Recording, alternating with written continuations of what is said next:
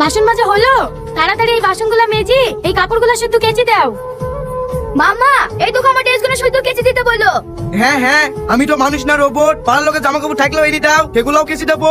এই কথাটা তো খারাপ বলুনি। এই বুড়ি আই, আমাদের কাপড় কাচা হয়ে গেছে। এ দেখো, এদের কাপড়গুলো শুদ্ধ কেচে দাও। কিরে তোরা আবার দাঁড়ি কেনে? যা যা, কাপড়গুলো রেখে দে, খুব ভালো কাচতে পারে। দেখতে পাচ্ছিনি আমার বিয়ের শাড়িটা কত সুন্দর চকচক করছে।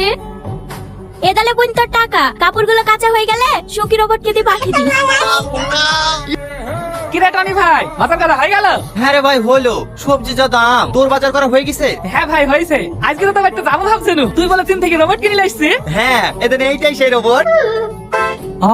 এটা রোবট একবারে মানুষের মতন দেখতে রে।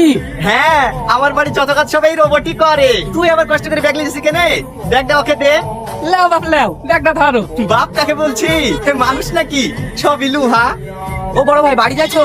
হ্যাঁ। তোমার এই রোবটটাকে আমার চালে বস্তাটা নিয়ে যেতে বলো না, আমি একটু বিআই বাড়ি যাবো। হ্যাঁ, তো বলার কি আছে? মাথায় তুলি দে। এর নাম রোবট, যা দিবি তাইলে চলে যাবে। দে দে, তুলি দে। তুলে দে, বাপের ছেলে বেঁচেছে। কি রে বসি বললি যে? যা, সবজিগুলো ফ্রিজে রেখে দিগা।